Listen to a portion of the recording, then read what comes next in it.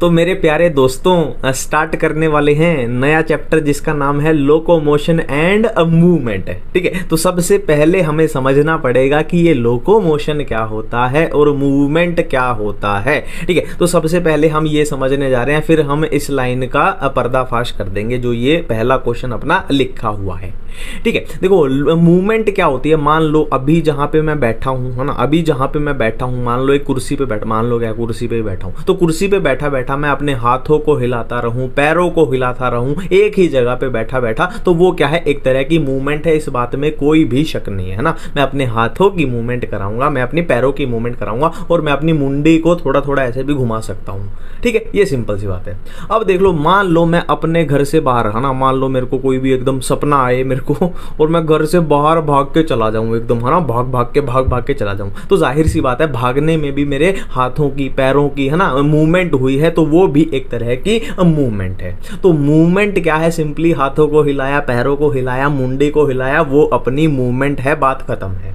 अब लोकोमोशन की बात करें तो इसमें वर्ड ही आ रहा है मोशन। मोशन मोशन यानी डिस्प्लेसमेंट होना जरूरी है। मोशन यानी डिस्प्लेसमेंट होना जरूरी है। मतलब क्या है, देखो अगर मैं एक कुर्सी पे बैठ के अगर अपने हाथों को पैरों को हिलाता रहूं तो वो लोकोमोशन में काउंट बिल्कुल भी नहीं होगा। हाँ, बट मैं एक जगह से उठ के दूसरी जगह पे भाग जाऊं, है ना, चल के क्या है अपनी पोजीशन चेंज कर लूं, तो वो लोकोमोशन में काउंट होगा। ठीक है, तो हम इजीली बोल सकते हैं कि सारी लोकोमोशन मूवमेंट होती है ना, सारी लोकोमोशन मूवमेंट होती है ना। अब मैं यहां से यहां भाग के गया तो मेरे को मूवमेंट तो करनी ही पड़ेगी हाथों की पैरों की। हाँ, तो सारी लोकोमोशन मूवमेंट होती है, बट सारी मूवमेंट जो है वो लोकोमोशन नहीं होती, है ना, क्योंकि एक जगह कुर्सी पे बैठ के अगर मैं हाथ पैर हिला रहा हूं तो वो मूवमेंट तो है बट वो लोकोमोशन नहीं है। अपनी जो ये, है ना, कथन है अपना, ये अपना सेटिस्फाई हो गया। कथन ये सत्य है, कथन सत्य है ना, हिंदी समझते हो ना इतने।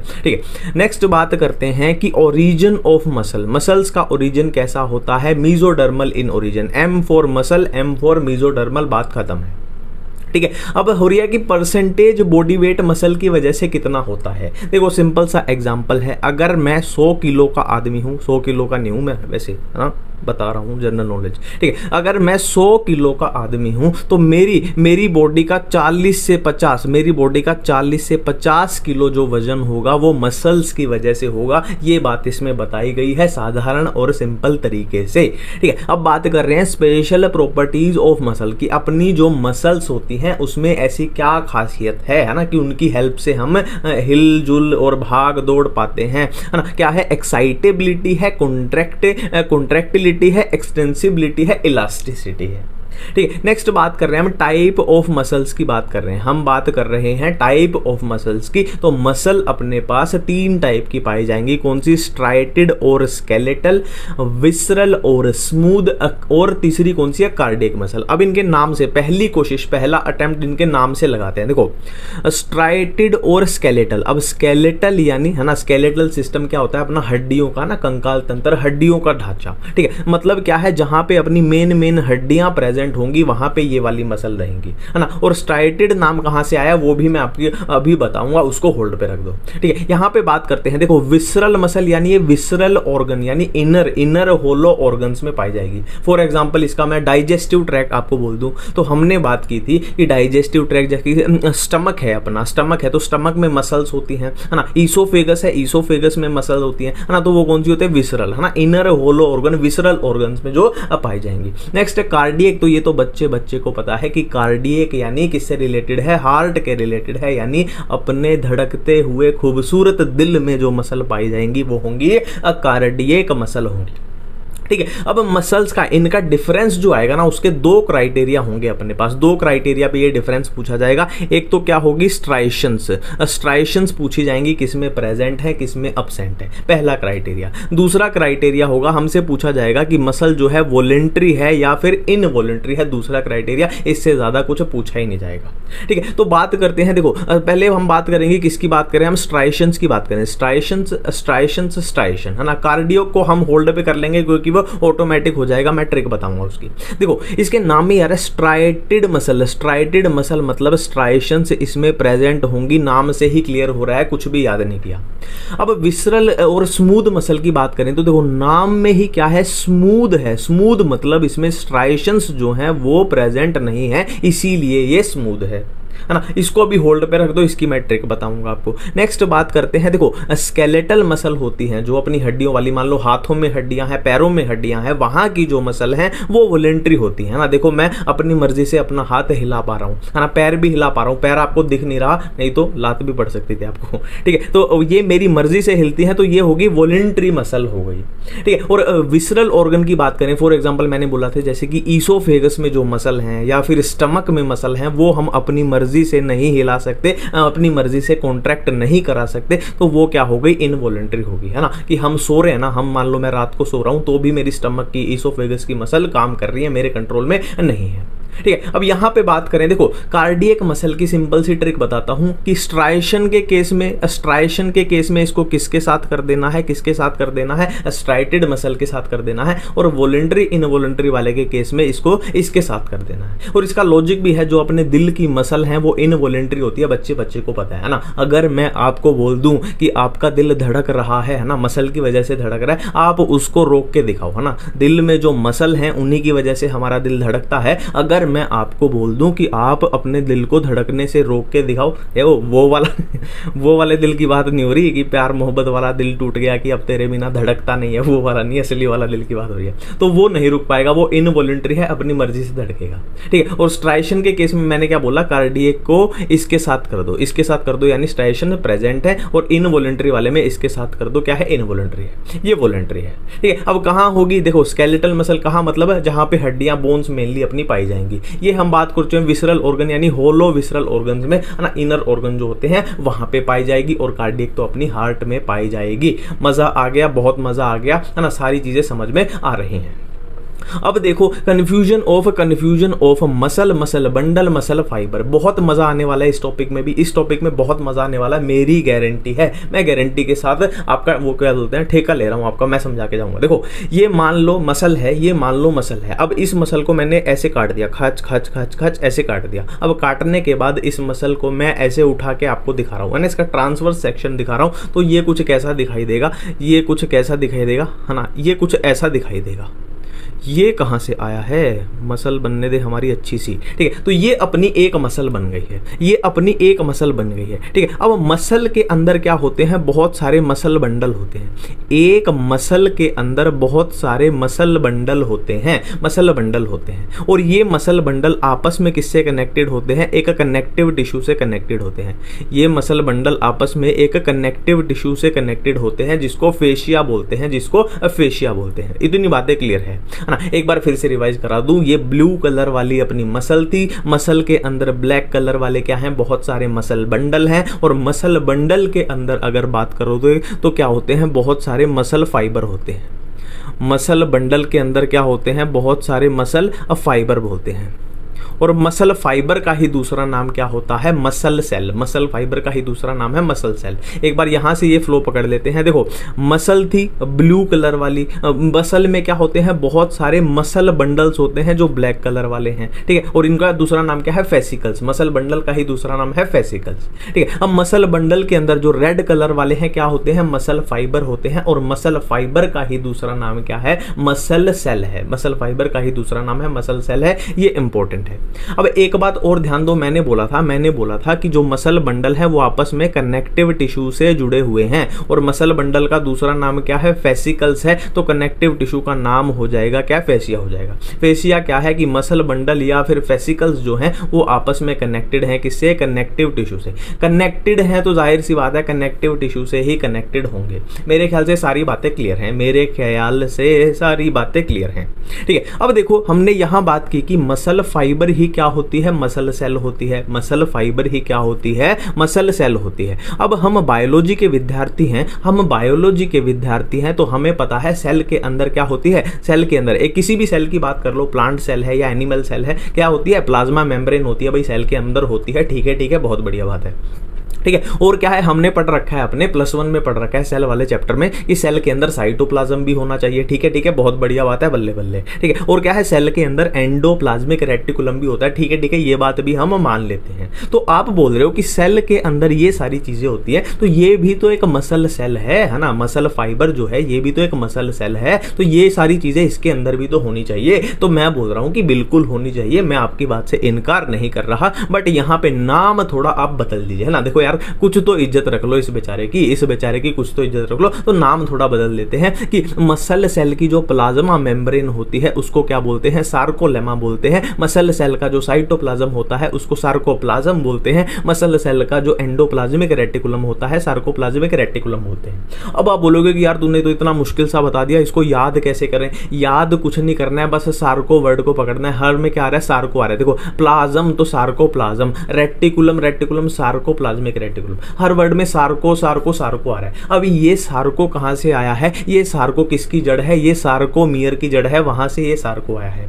अब आप पूछोगे कि ये सार्कोमियर होता क्या है, तू बोल रहा है कि सार्कोमियर से आया है, तो सार्कोमियर होता क्या है? तो मैं आपको जवाब दे रहा हूं कि थोड़ी देर रुक जाओ, थोड़ी देर शांति रखो, है ना, थोड़ा सा धैर्य पेशेंस रखो, सार्कोमियर को उधेड़ के रख देंगे थोड़ी देर बाद। ठीक है, नेक्स्ट बात करें कि सार्कोप्लाज्मिक रेटिकुलम स्टोर हाउस होता है कैल्शियम आयन का।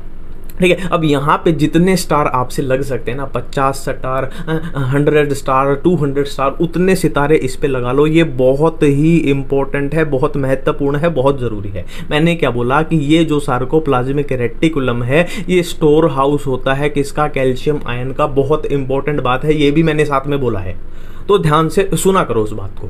ठीक है, तो गुस्सा भी थोड़ा शांत करते हैं और नेक्स्ट चलते हैं कन्फ्यूजन ऑफ एक्टिन। बेसिकली अब हम पढ़ने क्या वाले हैं, हम एक्टिन पढ़ने वाले हैं और फिर मायोसिन पढ़ने वाले हैं, और एक्टिन मायोसिन आपस में कैसे बाइंड करते हैं और मसल कॉन्ट्रैक्शन कैसे होती है वो हम सीखेंगे। ठीक है, अब देखो एक्टिन की बात कर रहे हैं। देखो यहाँ पे मैं आपको मजेदार तरीके से, मजे के या मजेदार तरीके से, दोनों ही एक दूसरे के, है ना, शब्द मिलते जुलते हैं, है ना। तो ठीक है, मैं पानी पी लेता हूँ यार, पानी नहीं है इधर। ओहो, ठीक है, बिना पानी के स्टार्ट करते हैं। पानी थोड़ी देर में पी लेंगे, पहले मसल को कॉन्ट्रैक्ट करा लेते हैं। ठीक है, पानी की बोतल है मेरी उधर रह गई है, कोई ना।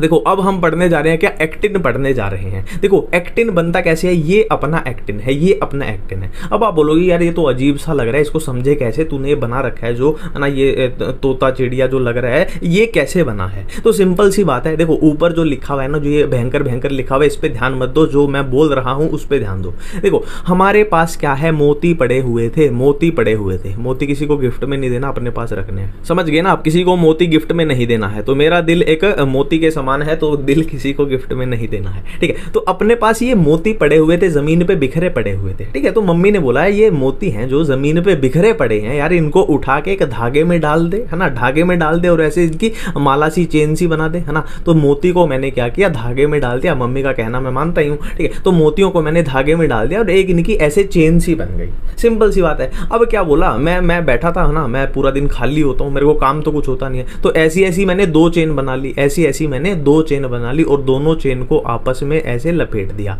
दोनों चेन को आपस में ऐसे लपेट दिया, है ना। ये, है ना, थोड़ा लिपटाने में गड़बड़ हो गई, पर दोनों चेन को मैंने आपस में ऐसे लपेट दिया, तो ये बन गया एक्टिन। अब देखिए इनका नामकरण कर देते हैं। देखो ये क्या थे, अपने ग्लोबुलर एक्टिन थे, ग्लोबुलर यानी जी यानी ग्लोबुलर एक्टिन थे। ठीक है, अब इनको हमने फिलामेंट की फॉर्म में, है ना, फिलामेंटस, ये ऐसी स्ट्रक्चर को क्या बोलते हैं, फिलामेंटस स्ट्रक्चर बोलते हैं। इनको आप ऐसे चेन बना दोगे तो ये क्या बन जाएंगे, फिलामेंटस एक्टिन बन जाएंगे। फिलामेंटस यानी एफ एक्टिन, एफ यानी फिलामेंटस। अब 2 फिलामेंटस एक्टिन को आपस में लपेट दोगे, इनकी शादी करा दोगे, तो ये क्या बन जाएगा, अपना एक्टिन बन जाएगा। तो देख रहे हो एक्टिन कैसे कैसे कड़ी मशक्कत के बाद बना है। ठीक है, अब इस एक्टिन को अगर मैं ऐसे बना लूं, है ना, इस एक्टिन को, देखो यही है एक्टिन, पर बनाने का तरीका थोड़ा अलग है। इस एक्टिन को मान लो मैंने यहाँ पे ऐसे बना लिया। ठीक है, अब मैं ट्रोपोमायोसिन और ट्रोपोनिन का भेद खोलने जा रहा हूँ आपके सामने। ठीक है, अब क्या होगा, इस एक्टिन के थ्रू आउट द लेंथ, है ना, देखो थ्रू आउट द लेंथ, देखना मेरी चित्रकारी का कमाल, through out the length, through out the length एक चीज प्रेजेंट है। चीज क्या है? प्रोटीन है। कौन सा है? ट्रोपोमायोसिन, है ना। अब एनसीईआरटी की लाइन पे ध्यान दो, देखो ये भी सारा एनसीईआरटी में दिया हुआ है, किसी भी टाइम आप चेक कर सकते हो, जब भी मैंने बताया है एक एक चीज दी हुई है, एफ एक्टिन, जी एक्टिन, सब कुछ दिया हुआ है, ठीक है। अब देखो ये अपना ये ब्लू कलर वाला क्या था? अपना एक्टिन था। अब एक्टिन के ऊपर ये ब्लैक कलर वाली जो है ये क्या है? ट्रोपोमायोसिन है, ट्रोपोमायोसिन है। और एनसीईआरटी की लाइन क्या बोलती है कि ट्रोपोमायोसिन एक्टिन के ऊपर प्रेजेंट होता है थ्रू आउट इट्स लेंथ, मतलब पूरी लेंथ, है ना, through out its length present है। अब यहाँ ट्रोपो एक होता है ट्रोपोनिन। ट्रोपोनिन कैसे प्रेजेंट होता है? देखो ट्रोपोनिन कैसे प्रेजेंट होता है, एनसीईआरटी की लाइन है एट रेगुलर इंटरवल। यही मैं आपको समझाना चाह रहा हूँ। ये है थ्रू आउट इट्स लेंथ, ये है एट रेगुलर इंटरवल, और कहाँ पे है? ट्रोपोमायोसिन पे। यानी देखो मान लो यहाँ पे अपना क्या है? ये ट्रोपोनिन प्रेजेंट है, और यहाँ पे फिर अपना ट्रोपोनिन प्रेजेंट है, फिर यहाँ पे अपना ट्रोपोनिन प्रेजेंट है, फिर यहाँ पे अपना ट्रोपोनिन प्रेजेंट है। मतलब जो ट्रोपोनिन है वो रेगुलर इंटरवल यानी कहीं कहीं पे प्रेजेंट है, और किस पे प्रेजेंट है? ट्रोपोमायोसिन पे प्रेजेंट है, याद रखना है। इतनी बातें बिल्कुल ही क्लियर हो गई हैं, इतनी बातें बिल्कुल ही क्लियर हो गई हैं। अब नेक्स्ट देखो, थिक फिलामेंट कौन सा होता है? मायोसिन होता है। थिन फिलामेंट क्या होता है? एक्टिन होता है ना। और ये बात मैं बाद में भी आपको बताऊंगा। देखो सिंपल सा है, थिक फिलामेंट यानी ऐसे ये थिक होगा और एक्टिन थोड़ा पतला होगा, ये थिन फिलामेंट होता है। आगे भी आएगी ये बात, टेंशन मत लो, है ना। पर यहाँ पे अपने जो काम की बात है, जो बताना चाहता हूं मैं, वो ये है कि मसल कॉन्ट्रैक्शन जब होती है ना, मसल कॉन्ट्रैक्शन जब होती है तब क्या होता है? मायोसिन और एक्टिन आपस में बाइंड करते हैं। बाइंड यानी यहाँ दिल का निशान बना देते हैं, जो इनके गहरे संबंध को दर्शाएगा, ठीक है। तो एक्टिन और मायोसिन, यार यहाँ पे ना हमें चीजें और भी लिखनी है, दिल बाहर जा, ठीक है। तो एक्टिन और मायोसिन आपस में बाइंड करते हैं, तभी होती है क्या? Muscle contraction. अब जाहिर सी बात है एक्टिन और मायोसिन आपस में बाइंड कर रहे हैं, तो मायोसिन के ऊपर एक्टिन के लिए क्या होनी चाहिए? बाइंडिंग साइट होनी चाहिए, ठीक है। और एक्टिन के ऊपर भी मायोसिन के लिए क्या होनी चाहिए? बाइंडिंग साइट होनी चाहिए, तभी तो एक दूसरे से बाइंड कर पाएंगे, ठीक है। ये सिंपल सी बात अपने को पता लगी, ठीक है। अब मायोसिन के ऊपर जो बाइंडिंग साइट होती है ना, वो बिल्कुल ओपन रहती है ना। मायोसिन का थोड़ा ना दिल बड़ा है, क्योंकि ये थिक फिलामेंट है ना, थोड़ा मोटा है, तो इसका दिल भी मोटा है, दिल भी बड़ा है ना। ये बोलता है कि भाई तू किसी भी टाइम मेरे साथ बाइंड कर ले, मेरे को कोई तकलीफ नहीं है। बट एक्टिन के साथ एक प्रॉब्लम है, ये हमेशा इसको बाइंड नहीं करने देता। क्यों नहीं करने देता? क्योंकि ये जो ट्रोपोनिन है ना, देखो मायोसिन को जहां पे इसके साथ बाइंड करना है ना, यानी एक्टिन के ऊपर मायोसिन के लिए जो बाइंडिंग साइट है उनको कवर करके रखता है कौन? ये ट्रोपोनिन भाई साहब, उनको कवर करके रखता है कौन? ट्रोपोनिन भाई साहब। मतलब क्या निकला? अब सीधा सीधा मतलब क्या निकला? अगर मायोसिन को, कलर चेंज कर लेते हैं, थोड़ा लाल लाल ज्यादा हो रहा है, ठीक है। तो अगर मायोसिन को एक्टिन के ऊपर बाइंड करना है तो क्या है? ट्रोपोनिन को अपनी जगह से हटना पड़ेगा। ये बात अपने को समझ में आ गई, है ना। अब मेरी बात याद करो, मैंने क्या बोला था कि कैल्शियम वाले पे, अरे यार कैल्शियम गया कहाँ? कैल्शियम ये था। मैंने क्या बोला था? कैल्शियम वाले पे 200-300 स्टार लगा लेना, कैल्शियम वाले पे 200-300 स्टार लगा लेना। तो होगा क्या? यहाँ पे होगा क्या? जो कैल्शियम आयन होगा ना, जो कैल्शियम आयन होगा, अरे ये हैशटैग क्यों बना दिया मैंने? 2 पॉजिटिव चार्ज बनाने थे। तो जो कैल्शियम आयन होगा, नहीं दूसरे तरीके से लिखेंगे हम तो ऐसे लिखेंगे। तो जो कैल्शियम आयन होगा वो कहाँ बाइंड करेगा? वो कहाँ बाइंड कर जाएगा? इस ट्रोपोनिन पे बाइंड करेगा। ट्रोपोनिन ने क्या किया था, है ना, उसकी बाइंडिंग साइट को मास्क करके रखा था, ढक के रखा था। जब ये कैल्शियम ट्रोपोनिन पे बाइंड करेगा तो ट्रोपोनिन अपनी जगह से हट जाएगा। यानी अब क्या है? एक्टिन के ऊपर जो बाइंडिंग साइट थी, किसके लिए? मायोसिन के लिए, वो ओपन हो जाएंगी और मायोसिन इसके साथ बाइंड कर जाएगा और मसल कॉन्ट्रैक्शन हो जाएगी। तो क्वेश्चन यहाँ पे बहुत भारी बनता है कि कैल्शियम का मसल कॉन्ट्रैक्शन में बहुत ही महत्वपूर्ण रोल अदा करता है, बहुत ही महत्वपूर्ण, लीड रोल में है। अब खत्म है मतलब मामला, ठीक है। अब नेक्स्ट बात करते हैं मायोसिन के बारे में। देखो एक्टिन के बारे में तो हम बात कर चुके थे कैसे कैसे बना, एक्टिन के बारे में हम बात कर चुके थे कैसे कैसे बना। अब हम बात करने वाले हैं किसके बारे में? मायोसिन के बारे में बात करने वाले हैं, मायोसिन के बारे में।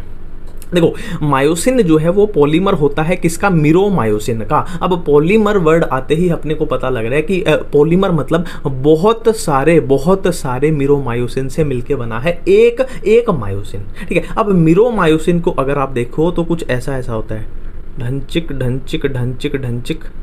चित्रकारी में गड़बड़ी हो जाए तो माफ़ कर देना। यहाँ से इसको ब्लू को मिटा देते हैं ताकि अपने ब्लू के साथ ये डिस्टर्ब ना करे। देखिए ऐसा होता है कुछ मिरोमायोसिन, ऐसा होता है कुछ मिरोमायोसिन, और इसको हम थोड़ा सा हैवी कर देते हैं। हैवी क्यों किया है आगे वाले पोर्शन को वो भी मैं आपको अच्छे तरीके से बताऊंगा, ठीक है। अब ये है अपना क्या है, मिरोमायोसिन है। मिरोमायोसिन में क्या होता है, अब देखने से ही पता लग रहा है, हमें देखने से ही ये ज्ञात हो रहा है कि इसमें एक तो हैवी वाला पोर्शन है। देखो ये वाला क्या पोर्शन है, इसका हैवी वाला पोर्शन है, यानी हैवी मिरोमायोसिन। हैवी दिख रहा है ना, मोटा मोटा मैंने जानबूझ के बनाया था, ठीक है। और ये क्या है, इसका लाइट वाला पोर्शन है, थोड़ा लाइट है, ये थोड़ा हैवी है, ठीक है। ये क्या है अपना लाइट मिरोमायोसिन। और आपको डाउट हो रहा है तो इसको मैं थोड़ा और हैवी कर देता हूँ कि अलग से दिख जाए अपने को।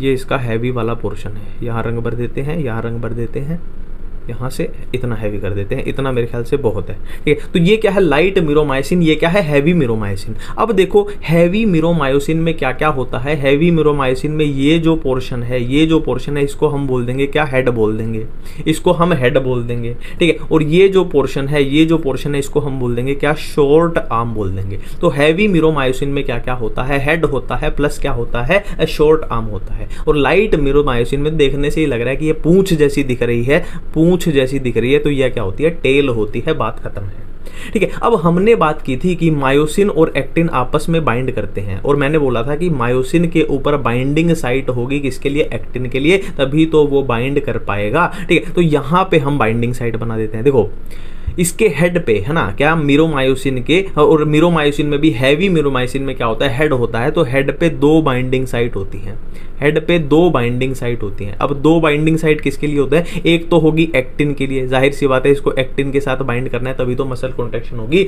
और एक होगी एटीपी के लिए। मतलब यहाँ एक और बात हमें पता चल गई कि मसल कॉन्ट्रैक्शन में एटीपी यानी एनर्जी का भी यूज होता है ना। जाहिर सी बात है अगर एनर्जी का यूज मसल कॉन्ट्रैक्शन में नहीं होता तो मैं 100 किलोमीटर दौड़ लेता, है ना। एनर्जी का यूज ही नहीं है तो कितना भी दौड़ते चलो थकेंगे ही नहीं, है ना। तो सिंपल सी बात है। तो एक बाइंडिंग साइट है किसके लिए, एक्टिन के लिए, दूसरी बाइंडिंग साइट है किसके लिए, एटीपी के लिए। किसके ऊपर है, हेड के ऊपर है। हेड किसके ऊपर है, किसके, हैवी मिरोमायोसिन पे। और हैवी मिरोमायोसिन क्या है, मिरोमायोसिन है, मिरोमायोसिन का एक हिस्सा है, पार्ट है। और दूसरा पार्ट क्या है उसका, लाइट मिरोमायोसिन। वही बातें यहां लिखी गई है कि मिरोमायोसिन का एक है हैवी मिरोमायोसिन, एक है लाइट मिरोमायोसिन। हैवी मिरोमायोसिन में क्या है, हेड है विद शॉर्ट आर्म, क्या है, हेड है विद शॉर्ट आर्म, बातें खत्म है। तो अब आ चुका है इस चैप्टर का मेन हीरो जिसका नाम है सार्कोमियर, है ना। सार्कोमियर हीरो है पूरा, देखो अपने नाम से ही वो करवा रखे थे कि सार्कोप्लाज्मिक रेटिकुलम, सार्कोलेमा, है ना, अपने नाम ही फैला रखा है पूरा। तो पहला क्वेश्चन तो ये, फंक्शनल यूनिट ऑफ कॉन्ट्रैक्शन क्या होती है, सार्कोमियर होती है ना। हीरो है तो भाई फंक्शनल यूनिट तो होगी ही होगी, है ना। अब सार्कोमियर को अपने को अच्छे से समझना है क्योंकि ये बहुत ज्यादा जरूरी चीज है, जरूरी टॉपिक है ना, चीज नहीं है टॉपिक है यार, ठीक है। तो सार्कोमियर देखते हैं, confusion of sarcomere, confusion of sarcomere देखने जा रहे हैं, ठीक है। देखो जो आपके सामने है उसको बिल्कुल देखो, देखना तो पड़ेगा, ऐसा नहीं बोलूंगा देखो मत, पर उस पर ध्यान मत दीजिएगा, है ना। कृपया मैं जो बोल रहा हूं ना, और ये जो पेंसिल जहां जहां पे चलेगी वहां पे फोकस करना है, सारी चीजें आपके दिमाग में फिट करा के भेज दूंगा। देखो अपने पास एक जिग जैग लाइन है, मैंने क्या बोला, ये जो बाकी का लिखा हुआ है उस पर ध्यान नहीं देना, जहां ये पेंसिल चल रही है, और मैं जो बोल रहा हूं उस पर ध्यान देना। देखो अपने पास एक जिग जैग लाइन है, जिग जैग लाइन है। अब जिग जैग लाइन यानी उसका नाम पड़ जाएगा जेड लाइन, है ना, Z for zigzag line, ठीक है। और अपने पास एक और जिग जैग लाइन है, अपने पास एक और जिग जैग लाइन है, इसका नाम भी क्या है, जेड लाइन है। जाहिर सी बात है जिग जैग है तो इसलिए जेड लाइन नाम पड़ गया, ठीक है। अब देखो इस जिग जैग लाइन से एक थिन देखो पतला दिख रहा है ना आपको, पतला, रेड वाला क्या है, मोटा है, थिक है, तो इससे क्या है, एक थिन फिलामेंट जुड़ा हुआ है, thin filament, thin filament, thin filament, thin filament, thin filament. और इस थिन फिलामेंट को हम क्या बोलते हैं, एक्टिन बोलते हैं, एक्टिन। देखो ये थिन फिलामेंट एक्टिन बोलते हैं, ठीक है। और यहाँ पे देखो एक्टिन में, यहाँ पे ये एक्टिन खत्म हो रहा है, यहाँ पे एक्टिन खत्म हो रहा है, और इसके बीच में स्पेस है, याद रखना इनके बीच में स्पेस है, ये बात क्लियर होगी। अब देखो एक्टिन के बीच में, यहां एक्टिन के बीच में एक थिक फिलामेंट है, बहुत मोटा फिलामेंट है, थिक फिलामेंट है, बहुत मोटा फिलामेंट है, जिसको हमने क्या बोला, मायोसिन बोला। तो ये बेसिक सी चीज अपने को समझ में आ गई, ठीक है। तो अब आपको मेरे से सवाल पूछना चाहिए कि सार्कोमियर होता क्या है। ये सब तो तूने बता दिया कि सार्कोमियर क्या होता है। देखो सार्कोमियर की सिंपल सी डेफिनेशन है, देखो ये जेड लाइन है अपनी, ये जेड लाइन है, तो 2 जेड लाइन के बीच में, 2 जेड लाइन के बीच में जो भी स्ट्रक्चर बन रही है वो क्या हो जाएगा, सार्कोमियर हो जाएगा, वो क्या हो जाएगा, सार्कोमियर हो जाएगा। ठीक है। अब यहाँ पे जोन, मैं आपको जोन भी यहीं पे समझा देता हूँ कि जोन कैसे होते हैं, है ना। जोन कैसे होते हैं, देखो ये जो जोन अपना बनेगा ना, यहाँ पे थोड़ा सा ब्लैक कलर ले लेते हैं। देखो ये जो जोन बनेगा है ना, ऐसे अगर इसको ऐसे मैं बना दूं कि जिसमें सिर्फ और सिर्फ ओनली एंड ओनली अपना मायोसिन आया है, तो ये हो जाएगा क्या, एच जोन हो जाता है। एच जोन हो जाता है ये एच जोन, ठीक है। और मैं इसको पूरा मायोसिन को, देखो इसमें क्या है, सिर्फ और सिर्फ मायोसिन, वर्ड समझ रहे हो अपने, सिर्फ और सिर्फ मायोसिन, और जहां पे ये एक्टिन खत्म हो रहा है। और अगर मैं पूरा मायोसिन ले लूं, अगर ये मैं पूरा मायोसिन ले लूं, थिक फिलामेंट, फर्क नहीं पड़ता एक्टिन आ रहा है कि नहीं आ रहा है, मेरे को पूरा मायोसिन चाहिए, तो इसको हम क्या बोलते हैं, इसको हम बोलते हैं, बहुत ही जरूरी है, इसको हम बोलते हैं ए बैंड बोलते हैं, इसको हम बोलते हैं ए बैंड बोलते हैं।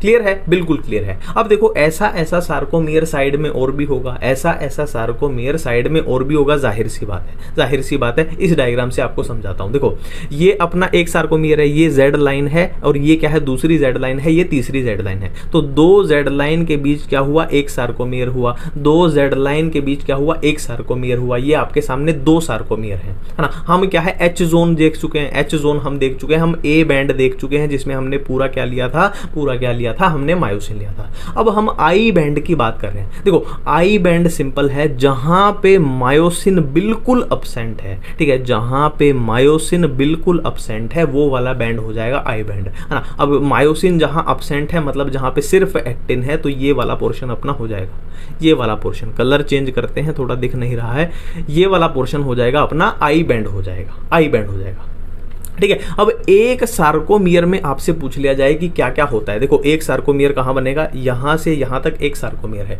तो इसमें एक तो पूरा क्या आ रहा है, एक तो पूरा क्या आ रहा है, ए बैंड आ रहा है, प्लस क्या आ रहा है, देखो यहां की बात करेंगे हम, दूसरी तरफ नहीं जाएंगे, इसमें क्या आ रहा है, यहां से यहां तक का पूरा आई बैंड था, तो इस जेड लाइन तक क्या हो जाएगा, हाफ आई बैंड होगा। ये कितना होगा, हाफ आई बैंड, और हाफ आई बैंड ये वाला होगा, तो इसमें क्या आ रहा है, half I plus half I, है ना। इसको ऐसे नहीं लिखना है, देखो कई बच्चे सोच सकते हैं कि half I plus half I को 1 आई क्यों नहीं लिख देते हम, है ना, जैसे 1 ए लिखा 1 आई क्यों नहीं लिख देते, है ना। उसका रीजन सिंपल सा यही है, उसका रीजन सिंपल सा यही है, हम दो जेड लाइन के बीच की बात कर रहे हैं, हमको दूसरे सार्कोमियर में एंट्री नहीं लेनी है, इसीलिए हम हाफ आई प्लस 1 ए इस तरीके से इसको लिखते हैं, ये 1 सार्कोमियर है, ठीक है। बिल्कुल ही क्लियर हो रही है सारी चीजें, बिल्कुल ही क्लियर हो रही है सारी चीजें। अब यहीं पे एक चीज मैं बता देता हूं, देखो ये अपना क्या है, मायोसिन है, ये अपना मायोसिन है। अब मायोसिन के बीच में जो लाइन होगी, देखो M4 myosin, M4 M line, ठीक है, M4 मायोसिन, M4 क्या हो जाएगी,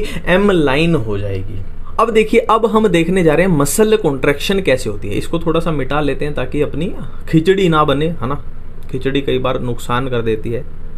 हो गया ना, साफ हो गया, ठीक है। अब देखते हैं कि मसल कॉन्ट्रैक्शन कैसे होती है, इस वाले में देखेंगे, बेसिकली हम इस वाले में देखेंगे, ठीक है, मसल कॉन्ट्रैक्शन कैसे होती है। देखो हमने बात की थी मायोसिन की, जब हम स्ट्रक्चर कर रहे थे मीरोमायोसिन की, तो कैसे की थी, कुछ ऐसा होता है और उस पर हेड होता है, और हेड पे एक्टिन के लिए बाइंडिंग साइट होती है और एटीपी के लिए बाइंडिंग साइट होती है ना। तो वो हेड आप क्या करो, कुछ ऐसे इस तरीके से निकाल दो, वो हेड है ना, कुछ इस तरीके से निकाल दो, इधर क्या करो, कुछ इस तरीके से निकाल दो, ठीक है। अब क्या होगा, अब क्या होगा, वही कैल्शियम वाला गेम चलेगा, है ना। देखो ये क्या है, अपना मायोसिन है, ये क्या है, अपना एक्टिन है, ये क्या है, अपना एक्टिन है। अब एक्टिन पे किसने, ट्रोपोनिन ने, एक्टिन पे ट्रोपोनिन ने जहां मायोसिन को बाइंड करना है, उसको उस साइड को कवर करके रखा है। तो उसको कवर को हटाने के लिए कौन आया था, कैल्शियम आया था। कैल्शियम ट्रोपोनिन को उस जगह से हटा देगा, तो क्या हो जाएगा, जो ये मायोसिन है, मायोसिन हेड है, मायोसिन हेड है, ये किसके साथ बाइंड कर जाएंगे, एक्टिन के साथ बाइंड कर जाएंगे, ठीक है। अब होगा क्या, ये इसके साथ बाइंड करने के बाद होगा क्या, देखो ये हेड इसको पकड़ के, जो ये एक्टिन है ना, इसको पकड़ के इस डायरेक्शन में खींचेंगे,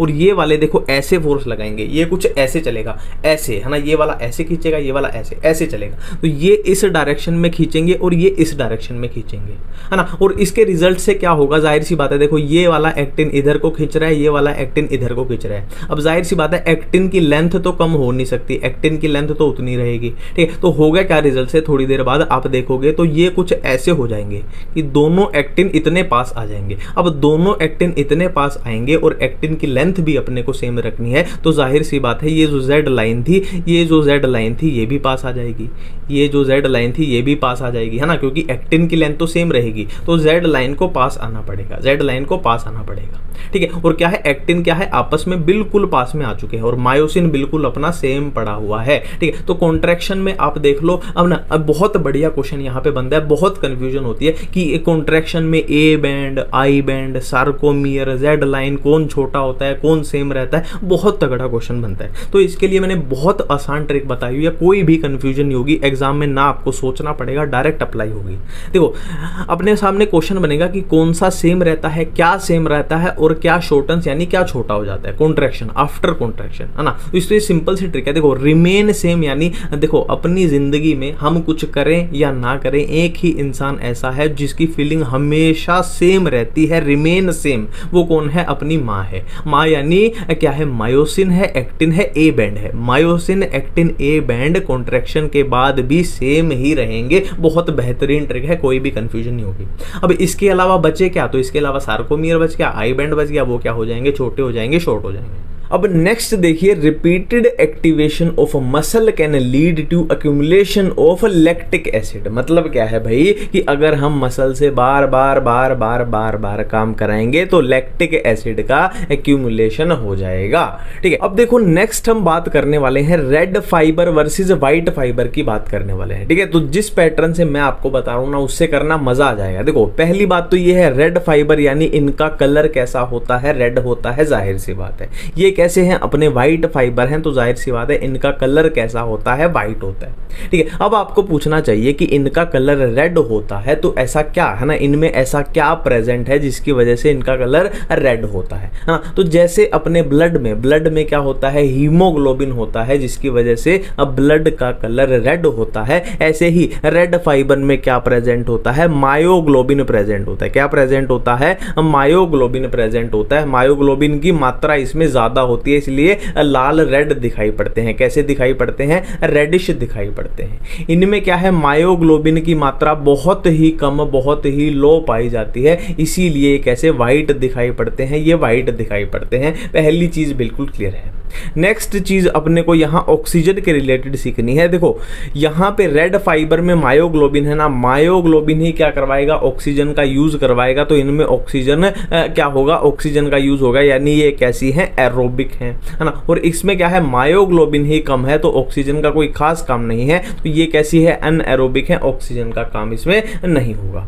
अब जाहिर सी बात है, देखो ऑक्सीजन का जो भी यूज होता है अपनी सेलुलर रेस्पिरेशन में भी हमने देखा है किसके रिलेटेड होता है? माइटोकॉन्ड्रिया के रिलेटेड होता है। ठीक है, ऑक्सीजन का यूज किसके रिलेटेड होता है? माइटोकॉन्ड्रिया के रिलेटेड होता है। तो इसमें ऑक्सीजन का यूज हो रहा है, एरोबिक है, तो माइटोकॉन्ड्रिया की संख्या भी बहुत ज्यादा होगी, हाई होंगे। अब यहाँ पे ऑक्सीजन का ही यूज नहीं है तो माइटोकॉन्ड्रिया का अचार थोड़ी डालना है अपने को, है ना, इसलिए वो कम होंगे क्योंकि ऑक्सीजन ही नहीं है। माइटोकॉन्ड्रिया का करना है क्या है? फिर सिंपल सी बात है ना। ये कलर वाली बात अपनी हो चुकी है। नेक्स्ट देखो सार्कोप्लाज्मिक रेटिकुलम। सार्कोप्लाज्मिक रेटिकुलम का आपको करना क्या है? जो माइटोकॉन्ड्रिया है उसके ठीक ऑपोजिट कर देना है ना। ये माइटोकॉन्ड्रिया इसमें हाई था तो ये लेस हो जाएगा, इसमें भी क्या करना है? ठीक ऑपोजिट कर देना है। ये लो था तो ये मोर हो जाएगा। ठीक है, अब बात करते हैं। देखो रेड फाइबर देखो क्या है? एरोबिक है, ऑक्सीजन का यूज कर रही है, तो जाहिर सी बात है लंबे समय तक, है ना। फॉर एग्जांपल मैराथन रनर होते हैं ना कि जो 20-20 किलोमीटर 30-30 किलोमीटर तक दौड़ जाते हैं, तो जाहिर सी बात है वो इस पे आएंगे क्योंकि ऑक्सीजन का यूज हो रहा है ना। और जहां पे ऑक्सीजन का यूज नहीं हो रहा वो कौन से आएंगे? अपने तुरंत, है ना, इंस्टेंट अपने को एनर्जी चाहिए कि सिर्फ 50 मीटर ही दौड़ना है, पर तेज भाग लेंगे, पर फिर उसके बाद क्या है? एनर्जी खत्म हो जाएगी।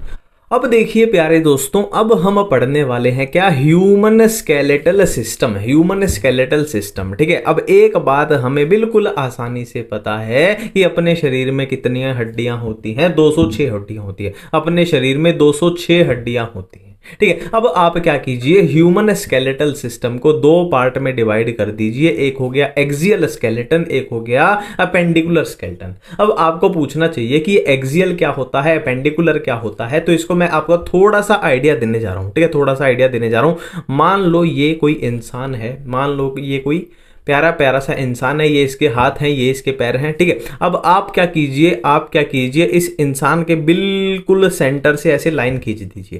ठीक है, इस इंसान के बिल्कुल सेंटर से ऐसे लाइन खींच दीजिए। ठीक है, अब क्या है? जो भी हड्डियां, जो भी बोन्स इस लाइन को टच करेंगी वो अप्रोक्सीमेट आइडिया दे रहा हूं, वो क्या है? अपना एक्सियल स्केलेटन है। एक्सियल स्केलेटन ना, हमने एक एक्सिस है ना, एक हमने क्या बना दिया, एक्सिस बना दिया, और उस एक्सिस पे जो भी बोन्स होंगी वो एक्सियल स्केलेटन में होंगी, और बाकी की जो बची, फॉर एग्जांपल जैसे हाथों की बच गई है ना, पैरों वाली बच गई, वो हड्डियां किस में आ जाएंगी, अपनी अपेंडिकुलर स्केलेटन में आ जाएंगी। तो एक्सियल स्केलेटन में कितनी हड्डियां होंगी, 80 बोन्स होंगी, और इसमें 126 होंगी। तो ये दोनों टोटल मिला के कितनी हो जाएंगी, 206 हड्डियां हो जाएंगी। ठीक है, देखो अभी मैं आपको बोन्स का बस ऊपर ऊपर से ये आइडिया दे रहा हूं, बट हम डिटेल में करेंगे है ना, कि कैसे हाथों की, पैरों की कैसे कैसे हड्डियां होती है। पर यहां पे ना जो याद करने वाला है ना, ऐसा लगा लो कि ये याद करने वाला पोर्शन है, ये याद होना ही चाहिए। जैसे कि हम पहले एक्सियल स्केलेटन की बात कर रहे हैं, हम किसकी बात कर रहे हैं, एक्सियल स्केलेटन की बात कर रहे हैं। तो इसमें कौन सी बोन्स होती है अपने पास, स्कल होती है जिसमें कितनी 22 बोन्स होती हैं, ईयर होती है जिसमें 6 बोन्स होती हैं, वर्टिब्रल कॉलम जिसमें 26 हुई, थोरैक्स में 25 हुई, और हायोइड बोन 1 होती है। अब स्कल की बात करें तो इसमें कौन सी होंगी, फेशियल होंगी 14 बोन्स, और क्रेनियम होंगी 8 बोन्स। ठीक है, अब फेशियल 14 कौन सी होंगी, nasal, inferior nasal, maxilla, mandible, vomer, zygomatic, palatine, lacrimal. अब यहां याद रखने लायक बात क्या है कि मैंडिबल और वोमर जो है वो एक है, बाकी सारी दो हैं। क्रेनियम की बात करें तो parietal, temporal, frontal, sphenoid, ethmoid, occipital. याद रखने लायक बात क्या है, पैराइटल और टेम्पोरल कितनी है, 2 है, बाकी सारी एक है। अब नेक्स्ट है ईयर। देखो अपने पास कितने हैं, 2 कान होते हैं, अपने पास 2 कान होते हैं। एक कान में कितनी हड्डियां होती है, 3 हड्डियां होती है, तो 2 कान में कितनी हो जाएंगी, 6 हड्डियां हो जाएंगी। हड्डियों के नाम क्या है, मेलियस, इनकस, स्टेपिस, सबको पता होती है। नेक्स्ट बात करते हैं वर्टिब्रल कॉलम की, तो इसमें 26 से 26 हड्डियां होती हैं। कैसे कैसे, देखो फ्लो पूरा पकड़ना है, 7 सर्वाइकल, 12 थोरेसिक, 5 लंबर, एक क्या है सैक्रम, 1 कॉक्सिस। सैक्रम और कॉक्सिस क्या होती है, वो क्या होती है, वो फ्यूजन से बनती है ना, कुछ बोन के फ्यूजन से बनती है। बस आपको याद रखना है कि एक सैक्रम होती है और एक कॉक्सिस होती है। ठीक है, नेक्स्ट बात करते हैं थोरैक्स की। देखो थोरैक्स में क्या है, अपने पास 24 क्या पाई जाएंगी, रिब्स पाई जाएंगी, और एक स्टर्नम पाई जाएंगी। बट रिब्स को आपको कभी भी 24 नहीं याद रखना, आपको याद रखना है 12 पेयर्स। इसको आपको पेयर्स में याद रखना है कि 12 पेयर यानी टोटल 24 होती है। ठीक है, जाहिर सी बात है, मान लो ये अपनी स्टर्नम है, ये अपनी स्टर्नम है, और रिब्स कैसे होंगी, देखो ऐसे पाई जाएंगी रिब्स, ऐसे पाई जाएंगी रिब्स, है ना, दोनों साइड पाई जाएंगी, लेफ्ट साइड भी, है ना। ये बंदे की मान लो चेस्ट है। ठीक है, तो पेयर्स कैसे हैं, जैसे ये क्या हो गई 1 पेयर, ये क्या हो गई 2 पेयर, ये क्या हो गई 3 पेयर, ये हो गई 4 पेयर, ऐसे 12 पेयर्स में पाई जाएंगी। 12 पेयर यानी टोटल 24 है, और एक स्टर्नम हो जाएगी, तो 24 + 1 कितनी हो जाएंगी, 25 हो जाएंगी। नेक्स्ट बात करते हैं हायोइड बोन की। तो हायोइड बोन क्या है, सिर्फ 1 होती है। हायोइड बोन सिर्फ 1 होती है। ठीक है, तो ये हो गया एक्सियल स्केलेटन। अब बात करते हैं किसकी, अपेंडिकुलर स्केलेटन की बात करते हैं। तो अपेंडिकुलर स्केलेटन में क्या होता है, अपने पास 2 पार्ट में इसको डिवाइड कर दो। एक हो जाएंगे अपने गर्डल्स हो जाएंगे, एक हो जाएंगे अपने लिम्स हो जाएंगे। हाँ, अब गर्डल्स लिम्स है, देखो सिंपल सा फंडा है। मान लो ये कोई इंसान है, मान लो ये कोई इंसान है ना, तो मैं अगर आपको बोल दूं कि इस इंसान का शोल्डर कहाँ है, तो देखो यहां इसके शोल्डर होंगे ना। मान लो ये राइट शोल्डर है, लेफ्ट शोल्डर है, ये इंसान ऐसे है। ठीक है, ये राइट शोल्डर है, लेफ्ट शोल्डर है ना, ये होंगे इसके शोल्डर होंगे, है ना। और ये क्या हो जाएगा, इसका हिप जॉइंट, यहाँ पे हिप जॉइंट आएगा। ठीक है, तो जहां पे शोल्डर होते हैं ना, वहां पे कौन सा गडल होता है, पेक्टोरल गडल होता है। और जहां पे हिप जॉइंट होता है वहां कौन सा गडल होता है, पेल्विक गडल होता है ना। पेल्विक, पेल्विस, वो तो अपने को पता चल जाएगा। ठीक है, ये तो हो गया गडल हो गया। अब पेक्टोरल गडल यानी शोल्डर वाली जगह पे कौन सी बोन होती है, स्कैपुला होती है, क्लेविकल होती है। ठीक है, तो ये दो होती है। दो कैसे होती है, एक राइट साइड होगी, एक लेफ्ट साइड होगी। ठीक है, पेल्विक गडल की बात करें तो इसमें क्या होती है, 2 बोन्स होती हैं। 2 बोन्स होती है, कौन सी, कोक्सल बोन होती है, एक लेफ्ट साइड एक राइट साइड, है ना। और एक कोक्सल बोन की बात करें, है ना, एक कोक्सल बोन की बात करें तो वो 3 बोन के फ्यूजन से बनी है। कौन सी 3 है, इलियम, इस्चियम, प्यूबिस। टेंशन मत लो, मैं आगे सारा बताऊंगा, ये बोन्स का सारा बताऊंगा, टेंशन मत लो, है ना। जैसे कि ये बोन्स है, ये कैसे अरेंज होती है, मैं सारा बताऊंगा, टेंशन मत लो। लिम्स की बात करें तो अपने पास होंगे 4 लिम्ब होंगे, हाइंड लिम्ब होंगे। 4 लिम्ब मतलब अपने हाथों की बात हो रही है, हाइंड लिम्ब मतलब अपने पैरों की बात हो रही है। ठीक है, अब मैं देखो अपने दोनों हाथों की बात कर रहा हूं ना। देखो सीधी सी बात है, बोन अगर काउंट करेंगे तो दोनों हाथों की काउंट करेंगे, लेफ्ट भी राइट भी, लेफ्ट भी राइट भी। ठीक है, तो कौन सी होंगी 4 लिम्ब में, ह्यूमरस होगी, रेडियस होगी, अल्ना होगी, कार्पल्स होंगे, मेटाकार्पल्स होंगे, फेलेंजिस होंगे। ठीक है, अब नंबर देख लो, ह्यूमरस कितनी होंगी, 2 होंगी, एक लेफ्ट एक राइट, है ना। रेडियस अल्ना भी 2 होंगी, ये आपको याद रखना है। यहां पे कार्पल्स 16 होंगे, मेटाकार्पल्स 10 होंगे, और फेलेंजिस 28 होंगे। हाइंड लिम्ब की बात करें तो फीमर, पटेला, टिबिया, फिबुला, यहां तो कोई दिक्कत नहीं आएगी, सारी कितनी है, दो दो दो दो है ना, एक राइट में एक लेफ्ट साइड में, ठीक है। यहां पे बात करें टार्सल्स, मेटाटार्सल्स, फेलेंजिस, तो पहली कंफ्यूजन तो यही है, हाथों में क्या होते हैं, कार्पल्स होते हैं और पैरों में टार्सल्स होते हैं। हाथों में मेटाकार्पल्स है और यहां मेटाटार्सल्स हैं। नंबर की बात करें तो कार्पल्स कितने थे, 16 थे, जबकि ये कितने हैं, 14 है, यहां पे 5 स्टार लगा लेना, ठीक है। मेटाकार्पल्स 10 है तो मेटाटार्सल्स भी 10 है। फेलेंजिस 28 है तो फेलेंजिस यहां भी 28 है, कोई भी दिक्कत नहीं होगी, ठीक है। देखो अब अपने को ना थोड़ा बोन्स का ना समझना पड़ेगा, बोन्स के बारे में थोड़ा सा समझना पड़ेगा, है ना, इतना तो ऐसे तो रटा नहीं जा सकता, थोड़ा लॉजिक से हमें समझना पड़ेगा। अब देखो बोन्स के बारे में हमें कुछ बातें समझनी पड़ेंगी, है ना, हम ऐसे डायरेक्ट नहीं रटेंगे, कुछ बातें अपने को समझनी पड़ेंगी, ठीक है। देखो जैसे अपनी खोपड़ी की बात करें, हम स्कल की बात करें तो उसमें थोड़ा सा ऐसे आइडिया लगाया करो, ठीक है। ये है, मान लो खोपड़ी अपनी है, ठीक है, तो इसमें क्या करना है, आपको कुछ ऐसे डिवीजन कर देनी है, आपको क्या करना है, कुछ ऐसे डिवीजन कर देनी है, कुछ ऐसे डिवीजन कर देनी है, ठीक है। अब मैं ये क्या क्या बना है, देखो ये हो जाएगी अपनी फ्रंटल यानी माथे वाली साइड, और पीछे वाली साइड हो जाएगी ऑक्सीपिटल हो जाएगी, और ये अपनी टेम्पोरल साइड में, ये अपनी टेम्पोरल साइड में यानी कानपट्टी पे जो आएगी, और यहां हो जाएगी अपनी क्या, पैराइटल, पैराइटल हो जाएगी, है ना। कुछ ये आइडिया आपको लेना है ना, देखने से पता लग रहा है ऑक्सीपिटल एक है, फ्रंटल एक है, टेम्पोरल कितनी है, 2 है, और पैराइटल भी कितनी है, 2 है। ये बात हो गई, ठीक है। अब ये फ्रंटल यानी ये फ्रंट वाली साइड है, ऑक्सीपिटल यानी क्या है, ये पीछे वाली साइड है ना, बिल्कुल पीछे वाली साइड है ना। अब यहीं से हम एक आइडिया लेंगे, यहीं से एक आइडिया लेंगे हम, मान लो यही अपनी वो फिर से खोपड़ी है, तो जाहिर सी बात है जो अपनी ऑक्सीपिटल आएगी वो पीछे वाली साइड है ना। अब ऑक्सीपिटल में पीछे वाली साइड है तो यहाँ पे 2 कोंडाइल प्रेजेंट होते हैं, 2 कोंडाइल प्रेजेंट होते हैं, जिनको हम क्या बोलते हैं, ऑक्सीपिटल कोंडाइल बोलते हैं, ऑक्सीपिटल कोंडाइल बोलते हैं। तो जाहिर सी बात है यहां से अब अपनी क्या आएगी, वर्टिब्रल कॉलम आएगी, है ना, यहां से क्या होगी, अपनी वर्टिब्रल कॉलम, है ना। ये अपनी खोपड़ी है अगर, तो यहां अपनी कमर नहीं, नीचे गर्दन, फिर कमर स्टार्ट हो जाएगी, तो ये वर्टिब्रल कॉलम आएगी। तो वर्टिब्रल कॉलम में जो पहला वर्टिब्री होता है ना, पहला वर्टिब्री, देखो वैसे तो लाइन में करें, पहले सर्वाइकल आएंगे, है ना, 7 सर्वाइकल आएंगे, 12 थोरेसिक आएंगे, 5 लंबर आएंगे, फिर सैक्रम, फिर कोक्सिस, ये है अपनी वर्टिब्रल कॉलम, ठीक है। और सर्वाइकल में भी बात करें, अगर सर्वाइकल में भी बात करें तो पहला कौन सा होता है, एटलस होता है, पहला कौन सा होता है, एटलस होता है। तो जाहिर सी बात है अपनी खोपड़ी के साथ कौन बाइंड करेगा, एटलस बाइंड करेगा, है ना। और यहां पे क्या प्रेजेंट है, ऑक्सीपिटल कोंडाइल प्रेजेंट है, किस पे, ऑक्सीपिटल बोन पे। तो एटलस के ऊपर क्या है, इनके साथ बाइंड करने के लिए स्ट्रक्चर प्रेजेंट होती है, ठीक है। ये एटलस जो है वो ऑक्सीपिटल कोंडाइल के साथ बाइंड करेगा, ये एक कॉमन सी बात है, ठीक है। अब एक यहां पे एक और कॉमन सी बात मैं आपको बता दूं, देखो कोई भी वर्टिब्री होता है ना, कोई भी वर्टिब्री जो होता है, कोई भी वर्टिब्री जो होता है, देखो यहीं से तो अपनी क्या जाएगी, स्पाइनल कोड जाएगी, है ना। खोपड़ी में क्या होगा, अपना ब्रेन होगा, जाहिर सी बात है, कॉमन सेंस की बात है, और ब्रेन से यहां क्या जाएगी, क्या जाएगी, स्पाइनल कोड जाएगी। और स्पाइनल कोड को कौन प्रोटेक्ट कर रहा है, अपनी वर्टिब्री कॉलम यानी रीढ़ की हड्डी प्रोटेक्ट कर रही है,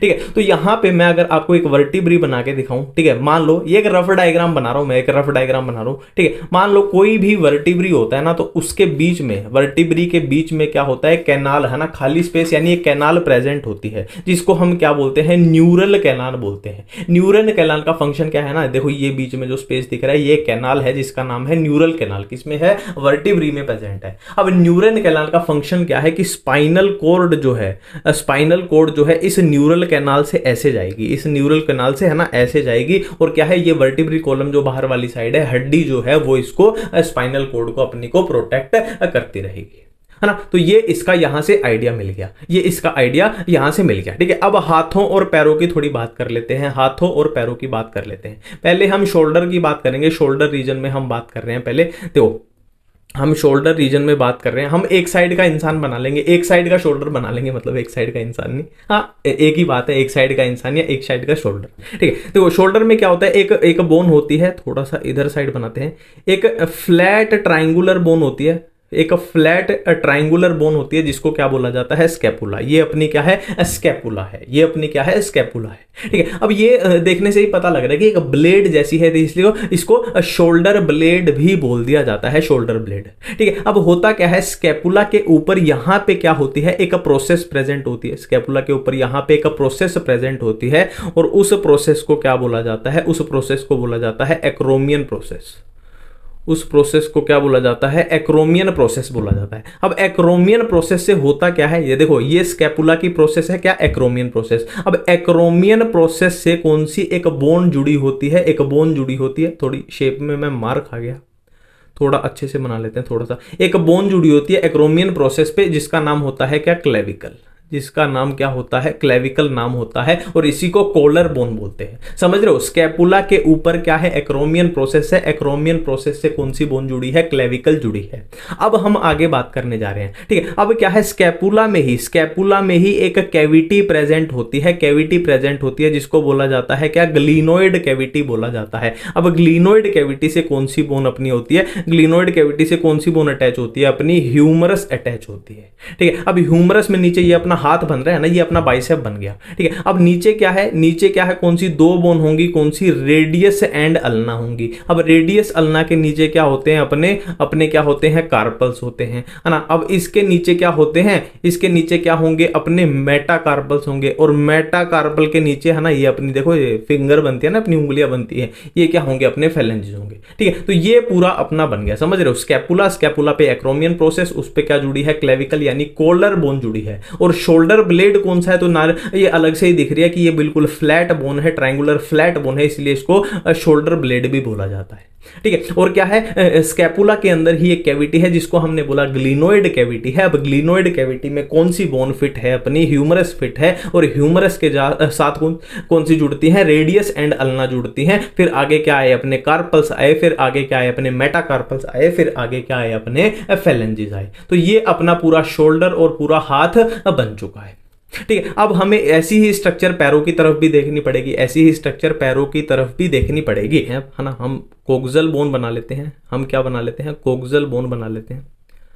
कुछ चित्रकारी में थोड़ी सी गड़बड़ हो जाए तो संभाल लेना, चित्रकारी हमेशा मेरी बेइज्जती करा ही देती है, ठीक है। तो ये अपनी कोक्सल बोन बन गई है, ये अपनी कोक्सल बोन बन गई है। हमने यहां बात की थी कि कोक्सल बोन कितनी होती है, दो होती है, कोक्सल बोन दो होती है, एक बॉडी की राइट साइड होगी, एक बॉडी की लेफ्ट साइड होगी। तो ये अपनी दो कोक्सल बोन बन गई है, ठीक है। तो मैंने बात की थी कि एक कोक्सल बोन तीन बोन के फ्यूजन से बनती है, इलियम, इस्चियम, प्यूबिस, है ना। हम इसी बोन में बात कर लेते हैं, देखो इसी में बात कर लेते हैं, दूसरी में, है ना, डबल डबल क्यों करना है अपने को, ठीक है। तो देखो ये मान लो यहां से यहां तक एक बोन है, यहां से यहां तक ये ब्लैक कलर वाली मान लो एक बोन है ना, और ब्लू कलर वाली मान लो यहां से यहां तक, जो ये ब्लू मैं थोड़ा सा भर रहा हूं, ये अपनी दूसरी बोन है ना। और ये रेड वाली हो जाएगी, ये पूरा देखो यहां पे रेड भरा हुआ है, मान लो ये रेड भरा हुआ है, ये हो जाएगी अपनी तीसरी बोन। मैंने क्या बोला, कोक्सल बोन जो है वो तीन बोन के फ्यूजन से मिलकर बनी है। तो तीन बोन यहां पे देख ली, मान लो एक ब्लू कलर वाली है, एक ब्लैक कलर वाली है, एक रेड कलर वाली है, ठीक है। तो इनकी नेमिंग कैसे होती है, तो ये होती है अपनी इलियम,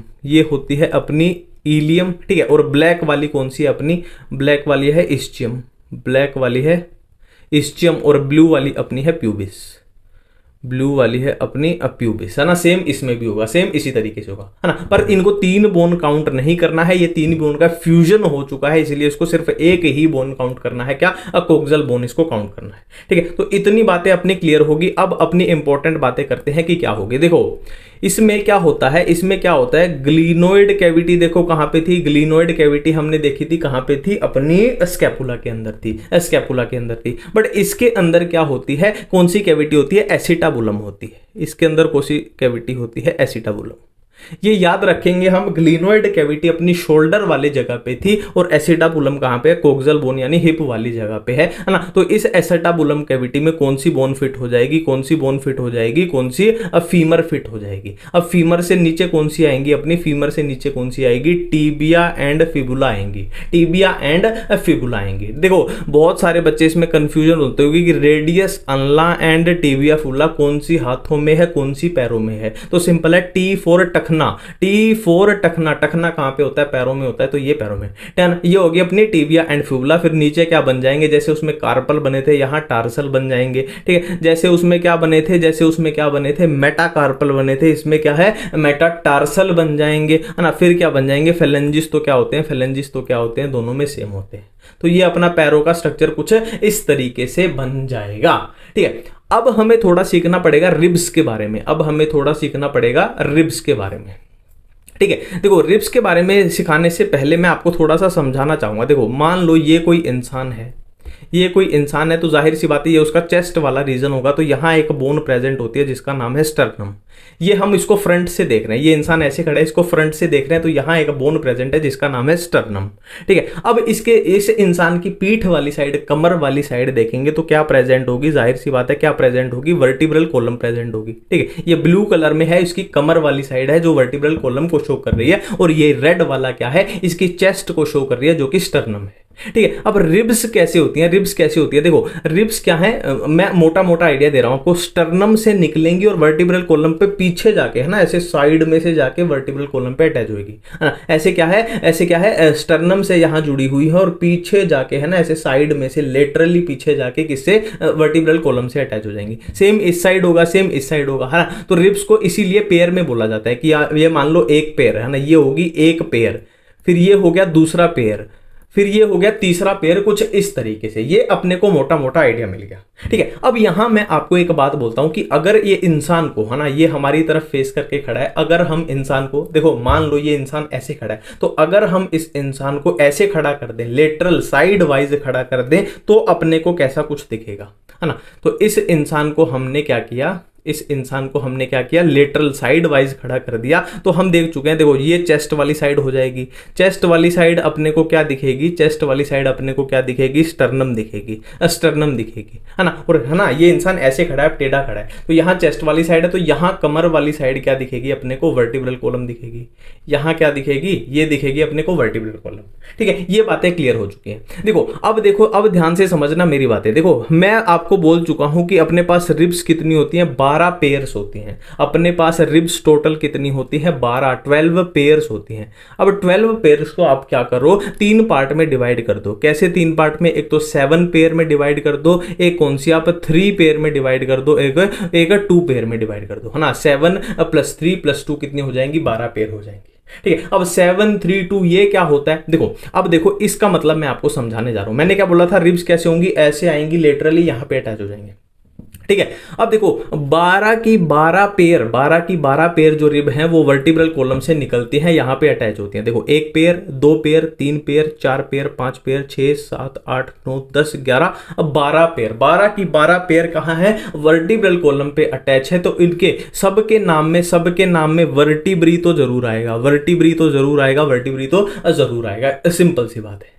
ठीक है, अब मैं डिफरेंस बताने जा रहा हूं कि 7 पेयर, 3 पेयर और 2 पेयर का डिफरेंस बताने जा रहा हूं। देखो 7 पेयर जो होती हैं वो डायरेक्ट किससे, स्टर्नम से अटैच होती हैं। 1 2 3 4 5 6 7, ये किससे अटैच है, स्टर्नम से अटैच है। तो वर्टिब्री तो इनके नाम में आ चुका था और स्टर्नम से अटैच है, तो ये कौन सी रिब्स हो जाएंगी, वर्टिब्रोस्टर्नल हो जाएंगी, है ना। और जो ये रिब्स देखो देखने से ही लग रहा है कि ये बिल्कुल कंप्लीट है, स्टर्नम और वर्टिब्रल कॉलम का जो साइकिल है पूरी कंप्लीट हो रही है। तो इसीलिए इन 7 पेयर को क्या बोल दिया जाता है, ट्रू रिब्स बोल दिया जाता है।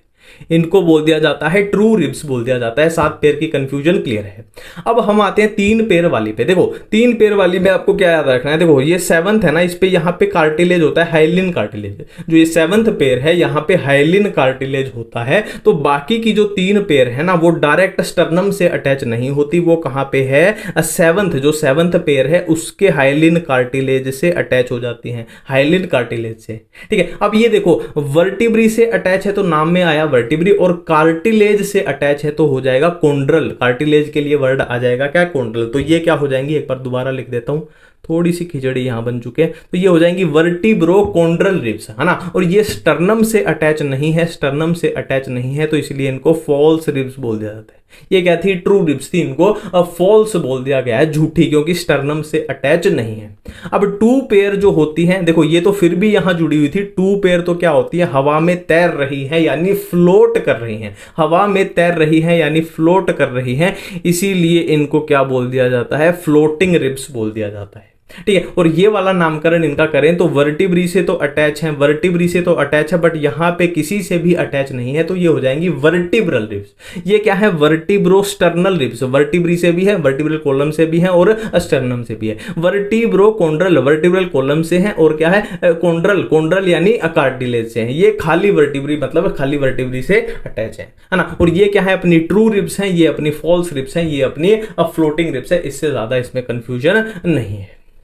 ठीक है। अब देखिए नेक्स्ट हम बात करेंगे, स्कल अपना डायकोंडाइलिक होता है। हमने बात की थी ना वो कि ऐसे खोपड़ी होती है, फिर ऐसे यहाँ पे ओसिपिटल कोंडाइल पे, यहाँ पे क्या होगा, ओसिपिटल बोन के ऊपर दो कोंडाइल्स प्रेजेंट होते हैं। दो कोंडाइल यानी है ना, टू कोंडाइल यानी डायकोंडाइलिक स्कल है ना। डाय मतलब दो, उसका मतलब दो ही तो होता है, ठीक है। न्यूरल कैनाल की हम बात कर चुके हैं कि वर्टिब्रल कॉलम में क्या होती है, न्यूरल कैनाल होती है जिसमें से स्पाइनल कॉर्ड पास होती है, स्पाइनल कॉर्ड पास होती है, ठीक है। अब वर्टिब्रल कॉलम का फंक्शन हम पूछें तो देखो ये तो हम कर चुके हैं कि स्पाइनल कॉर्ड की प्रोटेक्शन करेगा, और क्या है, हेड को सपोर्ट करेगा। अगर किसी की रीढ़ की हड्डी टूट जाए तो वो बंदा अपने सिर को नहीं संभाल पाएगा, ठीक है। और क्या है, अटैचमेंट ऑफ रिब्स, ये हम कर चुके हैं, और मसल की भी अटैचमेंट होती है, और अटैचमेंट ऑफ रिब्स ये तो हम ही कर चुके हैं ना। यहां पे हम रिब्स का ही तो पढ़ रहे थे कि वर्टिब्रल कॉलम से रिब्स की अटैचमेंट होती है, ठीक है। अब ये बाइसिफेलिक क्या है, देखो रिब्स जहां ये कनेक्ट कर रही है ना, रिब्स जहां ये जुड़ रही हैं, तो इनका हेड भी बाइसिफेलिक यानी है ना डबल सा होता है। फॉर एग्जांपल मान लो एक तो ऐसा सरफेस डायरेक्ट क्या करे, आर्टिकुलेट करे, और एक ऐसा सरफेस हो, कुछ ऐसा सरफेस हो, है ना। ये तो क्या है, ये दो जगह से ऐसे कुछ बाइसिफेलिक जैसा हो जाएगा, ठीक है। ये बात हम कर चुके हैं। ट्रू रिब्स कौन सी होती है, फर्स्ट 7 पेयर हो जाएंगी, फॉल्स कौन सी 8वीं 9वीं 10वीं, और फ्लोटिंग कौन सी लास्ट की 2 पेयर हो जाएंगी। ये बातें हम कर चुके हैं। ग्लिनोइड कैविटी क्या होती है, एसिटाबुलम क्या होती है ना, ग्लिनोइड कैविटी कहां होती है, एसिटाबुलम कहां होती है, एक्रोमियन प्रोसेस क्या होती है, और शोल्डर ब्लेड क्या होता है, कॉलर बोन कौन सी होती है, ये हम सारी बातें कर चुके हैं। अब हम जॉइंट्स की बात कर रहे हैं। देखो जॉइंट्स अपने जो है वो 3 टाइप के आएंगे, एक होंगे फाइब्रस जॉइंट्स, एक होंगे कार्टिलेजिनस, और एक होंगे साइनोवियल जॉइंट। देखो ये क्या है, मूवमेंट को बिल्कुल भी, ऑलमोस्ट बिल्कुल भी अलाउ नहीं करते, और ये फुल मूवमेंट है ना, बहुत सारी मूवमेंट अलाउ करते हैं, और ये क्या है, बहुत ही लिमिटेड मूवमेंट है ना। ये समझ रहे हो आप, फ्लो समझ रहे हो, ये मूवमेंट को बिल्कुल भी अलाउ नहीं करते, और ये अच्छी खासी मूवमेंट को अलाउ करते हैं, और ये लिमिटेड सी मूवमेंट को, है ना। ये समझ गए, अपना फ्लो समझ गए, तो यही था अपना फ्लो। अब यहां पे है ना, यहां पे जो क्वेश्चन पूछे जाते हैं वो मेनली पूछे जाते हैं अपने साइनोवियल जॉइंट से पूछे जाते हैं। अब साइनोवियल जॉइंट कौन से हैं, बॉल एंड सॉकेट है, हिंज जॉइंट है, पाइवेट जॉइंट है, ग्लाइडिंग जॉइंट है, सैडल जॉइंट है, ठीक है। तो इसको याद करने की मैं आपको ट्रिक बताता हूं। देखो बॉल एंड सॉकेट, देखो मान लो कोई इंसान है, ये कोई इंसान है, इंसान क्या है, ये क्रिकेट का फास्ट बॉलर है, क्रिकेट का फास्ट बॉलर है, वो इसको बहुत भाग भाग के बहुत फास्ट बॉल फेंकनी है, तो इसका हाथ कहां से घूमेगा, यहां से घूमेगा, है ना। देखो बॉल से अपने को याद आएगा कि किसी को बॉल फेंकनी है, क्रिकेट में बॉल फेंकनी है, तो बॉल फेंकते हुए मेन जो हाथ घूमता है यहां से घूमता है, तो ये अपना क्या है, शोल्डर जॉइंट होगा, है ना। और एक कॉमन सी बात यहीं पे मैं आपको बता दूं जॉइंट्स के बारे में। देखो ये कोई इंसान है, ये कोई इंसान है, तो जो जॉइंट है ना, यहां इसकी क्या आएगी, एल्बो आएगी, यहां एल्बो आएगी, यहां इसकी क्या आएगी, नी आएगी, यानी घुटने आएंगे, ठीक है। और यहां क्या है, इसके शोल्डर हैं, और यहां क्या है, हिप जॉइंट है। अब यहां पे कॉमन सेंस की मैं आपको बात बता दूं, कॉमन सेंस की, कि जो जॉइंट शोल्डर में होगा वही हिप में पाया जाएगा, ठीक है। और दूसरी बात मैं आपको बता दूं, जो जॉइंट एल्बो में पाया जाएगा वही नी में पाया जाएगा, घुटने में पाया जाएगा। ये भी हमने कॉमन सेंस की बात देख ली। अब देखो बॉल एंड सॉकेट, यानी इंसान को बॉल फेंकनी थी तो हाथ यहां से घूमता है, यहां कौन सा जॉइंट आया, अपना शोल्डर वाला जॉइंट आया ना, शोल्डर वाला, और जो शोल्डर में आएगा वही अपना हिप में आएगा, वही हिप में आएगा, है ना। तो क्या है, बिटवीन ह्यूमरस एंड पेक्टोरल गडल, ये क्या होगा, अपना शोल्डर वाला ही तो हो गया, है ना। और जो शोल्डर में आएगा वही अपना हिप में आएगा, यानी बॉल एंड सॉकेट शोल्डर में होगा और कहां, हिप में होगा। अब हिंज की बात करें, देखो हिंज होता पता क्या है, हिंज क्या होता है मैं आपको बता देता हूं। हिंज आपने दरवाजे में ये चीज लगी हुई देखी होगी अपने दरवाजे में, कि दरवाजे को मोड़ने के लिए लगती है, कुछ ऐसी चीज लगी हुई जाती है ना, इसको क्या बोलते हैं, हिंज बोलते हैं, है ना। तो ये क्या है, मोड़ने के लिए, दरवाजे को मोड़ने के लिए। तो कुछ ऐसी चीज ही आप फील करके देखो अपनी बॉडी में, कहां दिखाई देगी आपको, कहां दिखाई देगी, एक तो अपने एल्बो में दिखाई देगी, है ना, ऐसे मुड़ सकता है ना एल्बो, जैसे ऐसे, है ना, ऐसे मुड़ सकता है, और एक अपने घुटने में दिखाई देगी। तो जो जॉइंट एल्बो में होगा वही घुटने में होगा, तो हिंज वाला कहां हो जाएगा, अपने नी जॉइंट या फिर एल्बो जॉइंट, कहीं भी हो जाएगा, ठीक है। अब इसका नेक्स्ट ट्रिक क्या है अपनी, देखो एक पार्टी है एएपी, एक राजनीतिक पार्टी है, आप समझ गए होंगे कौन सी, उससे कर लेना, एएपी, है ना, मैंगो पीपल, उसकी हिंदी बना लो आप, ठीक है। नेक्स्ट है बिटवीन कार्पल्स, देखो ये एक कार्पल है, ये दूसरा कार्पल है, तो देखो C4, देखो ये क्या है, अपना कार है, ये क्या है, कार है, तो ये एक कार है, ये एक कार है। अब दो कारों को अगर बहुत पास में खड़ा करोगे तो आपस में भिड़ जाएगी, तो दो कारों के बीच में क्या होना चाहिए, गैप होना चाहिए। तो दो कार्पल के बीच में कौन सा जॉइंट हुआ, गैप से अपने को याद आ जाएगा जी यानी ग्लाइडिंग जॉइंट। ग्लाइडिंग जॉइंट कहां होगा, बिटवीन कार्पल, ना। कार्पल यानी दो कारों के बीच में गैप होना चाहिए, फिर ग्लाइडिंग जॉइंट किसके बीच में, बिटवीन कार्पल आ जाएगा। एक आपको सैडल जॉइंट याद रखना है, सैडल जॉइंट याद रखना है। इसको फिर भी थोड़ी सी मैं ट्रिक बताऊं तो सीएम जो है नाराज है, सीएम जो है नाराज है, सीएम यानी कोई भी चीफ मिनिस्टर हो सकता है, वो नाराज यानी सैड मतलब उदास है, उदास है सैड है, ये इसकी ट्रिक हो सकती है, ठीक है। अब कोई इंसान उदास है तो वो ना थम्स डाउन का ऐसे इशारा करता है ना, देखो आप खुश हो तो थम्स अप है ना, थम्स अप का इशारा करोगे, और आप उदास हो तो थम्स डाउन का आप इशारा करोगे, तो थम्स डाउन से याद आ जाएगा कि ये सैडल जॉइंट थंब में होता है, थंब में भी किसके, कार्पल एंड मेटाकार्पल्स के बीच होता है ना। फंडे वहीं छुपे रहते हैं है ना, हमेशा फंडे वहीं छुपे, ट्रिक वहीं छुपी रहती है, बस अपने को निकालनी होती है। अब लास्ट टॉपिक है इस चैप्टर का, डिसऑर्डर्स हम करने वाले हैं मस्कुलर एंड स्केलेटल सिस्टम के। सबसे पहले हम मायस्थीनिया ग्रेविस। अब इससे क्वेश्चन कैसे पूछे जाएंगे, दो ही क्वेश्चन इससे पूछे जा सकते हैं। पहला क्या है, ऑटो इम्यून डिसऑर्डर है पहला क्वेश्चन, दूसरा क्या है, न्यूरोमस्कुलर जंक्शन को अफेक्ट करता है, दो ही क्वेश्चन इससे बनेंगे। नेक्स्ट है मस्कुलर डिस्ट्रोफी। देखो हम जब जेनेटिक्स पढ़ते हैं तो हम क्या पढ़ते हैं, मस्कुलर डिस्ट्रोफी का आप देखना, हम वहां पे है ना पेडिग्री में भी उसका डायग्राम दिया हुआ है, तो जाहिर सी बात है ये एक जेनेटिक डिसऑर्डर है। टिटेनी में अपने को क्या पढ़ना है, वाइल्ड कॉन्ट्रैक्शन होती है ड्यू टू लो कैल्शियम। देखो इसका सबसे सुपर हिट क्वेश्चन क्या है कि due to low calcium, calcium की कमी की वजह से होता है, ठीक है। इसमें रैपिड स्पाज्म यानी वाइल्ड कॉन्ट्रैक्शन देखने को मिलेगी। नेक्स्ट है अर्थराइटिस, ये तो सबको ही पता होगा, अर्थराइटिस यानी जॉइंट्स में पेन होता है, और आइटिस जहां आ जाए ना मतलब क्या है, इन्फ्लामेशन है। इन्फ्लामेशन किसकी, देखो अर्थरोलॉजी, अर्थरोलॉजी यानी स्टडी ऑफ जॉइंट्स, तो अर्थरो वर्ड कहां से आया है, जॉइंट से आया है, और आइटिस आया है इन्फ्लामेशन के लिए। नेक्स्ट है गाउट। गाउट में तो याद ही आपको एक वर्ड रखना है कि यूरिक एसिड के क्रिस्टल की एक्यूमुलेशन हो सकती है, ठीक है। यूरिक एसिड की क्या है, एक्यूमुलेशन हो जाती है गाउट के अंदर, एक ही वर्ड याद रखना है, ठीक है। अब देखो ओस्टियोपोरोसिस, ओस्टियो जो वर्ड यूज होता है वो बोन्स के लिए, हड्डियों के लिए यूज होता है। पोरोसिस यानी हड्डियों में क्या हो गए हैं, पोर हो गए हैं, छेद हो गए हैं, तो जाहिर सी बात है छेद हो गए हैं तो मतलब उनकी है ना, समझ गए ना, बैंड बच चुकी है। तो ये एज रिलेटेड डिसऑर्डर है, जैसे जैसे उम्र बढ़ती जाती है तो बुढ़ों में क्या होता है, हड्डियां कमजोर हो जाती हैं, क्यों, due to decreased level of oestrogen. तो ओस्टियोपोरोसिस में आपको एस्ट्रोजन याद रखना है, एस्ट्रोजन याद रखना है ना। इसकी भी मैं आपको ट्रिक बता देता हूं, देखो एस्ट्रोजन की ये स्पेलिंग भी तो कर सकते हैं हम, ये स्पेलिंग करना उइस्ट्रोजन, उइस्ट्रोजन, तो ओ से आपको ये ओ याद आ जाएगा, ठीक है। तो इस तरीके से हमने बहुत बढ़िया तरीके से हमने ये चैप्टर भी निपटा लिया। तो मिलते हैं नेक्स्ट चैप्टर के साथ नेक्स्ट वीडियो में। थैंक यू, धन्यवाद, बाय बाय।